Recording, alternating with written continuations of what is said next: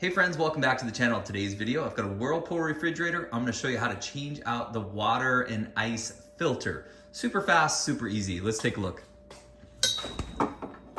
So in this particular refrigerator, it tells us right here that the water filter is right up here. Just pop it down like this right here, and then we turn this, just pushing in slightly, turning it until that arrow is straight up or so, and give it a little bit of a tug out right there. So it's important that when you purchase your filter that you purchase the exact same replacement.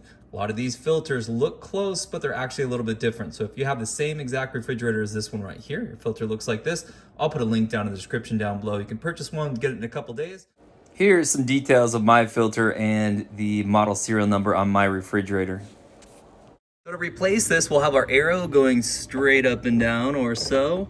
You can kind of see where that little notch fits in, and it slides in like that, and then we just do about a quarter turn on this, maybe a little bit less than a quarter turn, so it looks like that right there, and it kind of snaps into place. You'll know it's in the right spot, and then you just reach down from here, push it back in, and you're all set to go.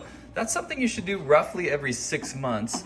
Now, if you use your water more, well, maybe you need to do it more frequently. If you use your water less, obviously you don't need to do it quite as much. Because we just put in our new filter, the next thing we want to do is run about 3 to 4 gallons of water through here. That's quite a bit of water. We're trying to cleanse out that new filter, make sure that it's safe to drink. Once you've got that new water, the final thing to do is to come to the filter status, hold it down for 3 seconds, and it will reset it to 100%. Now, I've already done it on this one, but on yours, it's probably gonna be flashing red saying, hey, you need to do this, you need to replace this. So hold it down for those 3 seconds, you get to 100%, and then you are all set to go. Hey friends, I hope today's video helped you out. If it did, give it a thumbs up, subscribe to the channel, and we'll see you next time.